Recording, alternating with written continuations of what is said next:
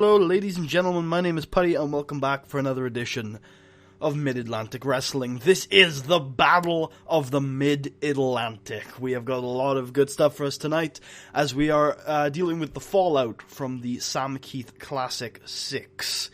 There are a few things I want to go over. One is a gameplay thing that I learned. I did a lot of testing on other saves, and came to a conclusion that I think those of you who are watching will be interested to know. Secondly, there is just a in-game story thing you should know about, and that is that Nicky Champion, who is, for those of you who don't know, a very hot prospect. He's not that young, he's also not that old. I think he's around 30. He's a big star. His star quality's really up there. Maybe not the best wrestler in the world, maybe not the best promo in the world, but he's got a lot of star quality. Really hot prospect on the American wrestling scene. Starts the game at USPW, one of probably the rising star company of the game, and is supposed to be their ace. He has signed, as he tends to do actually in this game, for SWF, the biggest company in the world. So seemingly SWF are getting back on their feet. As for my conclusion, as for the thing that I came to in testing, I can now confirm for you guys that if you have somebody on a pay per appearance deal with no downside, that kind of stuff, and you have someone appear in an angle off screen, they do not cost any money.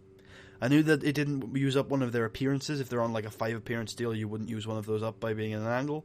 I wasn't entirely sure whether or not they'd be paid. The answer is they're not paid. So feel free to... you may guess there are a few angles on this show that are like that. I looked that up because I knew I'd want to do some stuff like that today. Make sure it was above board. Otherwise I'd be using like 4 main eventers tonight, whereas I'm only really using 1. Let's get into the show, shall we? We open up the show with the Ring Generals, who are back. They say, we are the Confederation of Territories World Tag Team Champions. We are the 2016 Sam Keith Classic winners, and we're looking for a hat trick. That's why we are back in MAW to win the MAW Tag Team Championships. And that starts tonight, as we move on to an angle that does indeed promote that in tonight's main event of the evening, we will have a non-title match between the Ring Generals and the Dynamite Express. The World Tag Team Champions against the MAW Tag Team Champions. No titles on the line, but this could shape the card in 2 months' time at where it all begins again, the anniversary show where the biggest matches are held.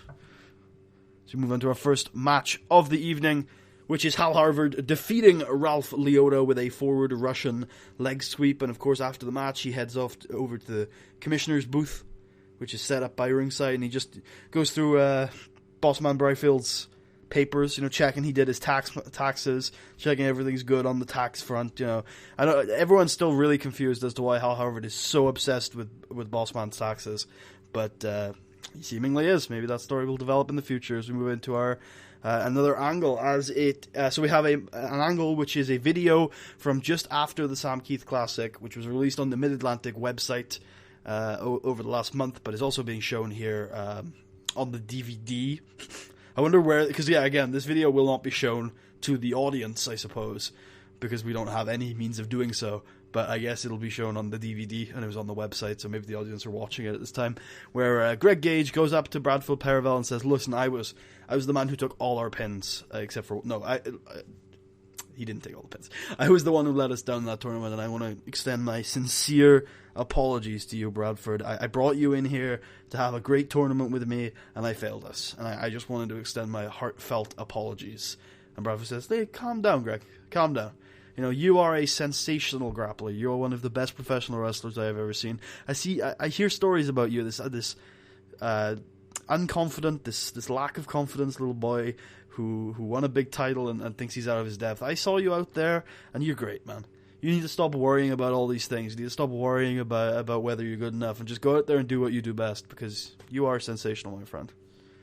And it fades to black as we move into Tyrone Gray defeating Jonah Pilgrim with a tumbleweed. They do not click at all, but Tyrone Gray is a wonderful chipper babyface, part of the Gray and DeMarcus tag team, and he puts on a good performance for us tonight against Jonah Pilgrim. And we move into our final mid-card match of the evening, as Bradley Blaze defeats Deuce Dead. Oh, no, other way around. That was not meant to happen, but they have great chemistry.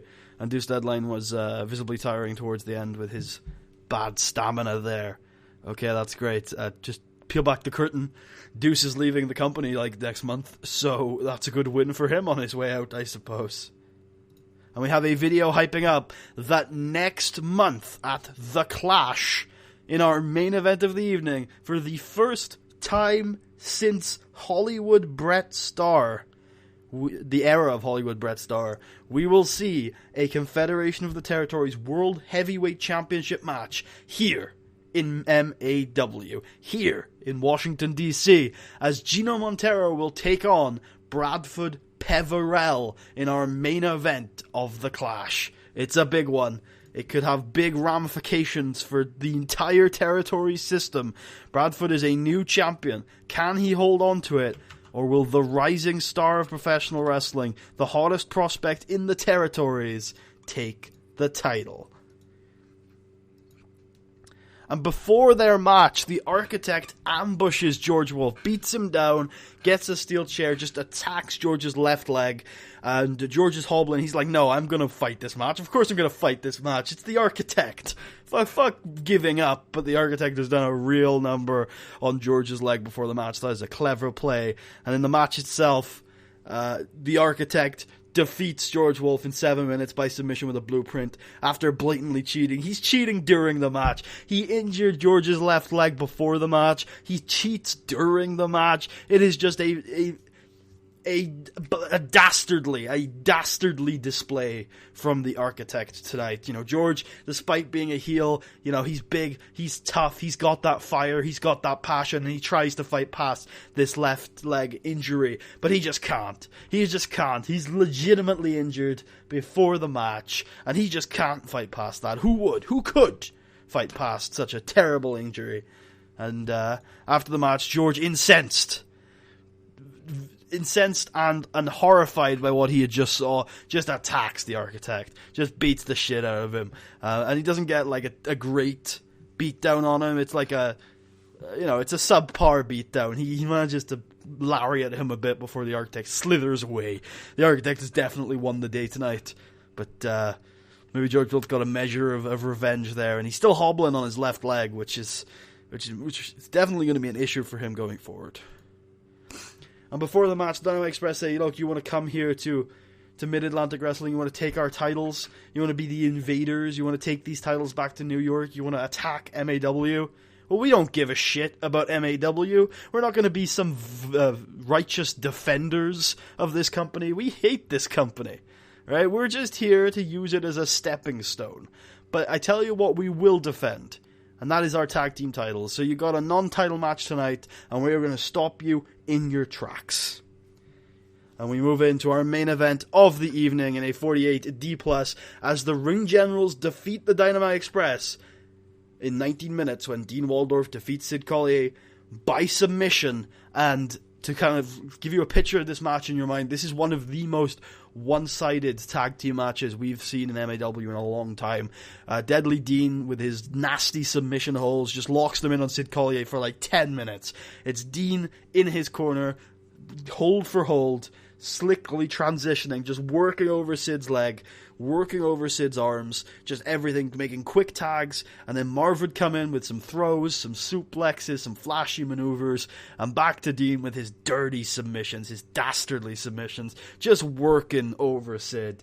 And there's maybe a period about 15 minutes in where everything goes to hell. There's a pinfall and Cameron comes in, but Marv just suplexes Cameron on the outside, and they brawl on the outside, and Dean manages to lock Sid in some sort of ankle lock in the middle of the ring, and Sid is forced to tap out. So the Ring Generals have made the tag team champions, or one half of them, tap out in one of the most one-sided matches we've seen here in MAW. I'm assuming this is going to lead to a title match of some sort, but that's not my decision to make, dear viewers. And I hope you guys have enjoyed this episode. If you did, please remember to leave a thumbs up. Check out the rest of the series if you haven't already. Is that usually my outro? I don't really remember.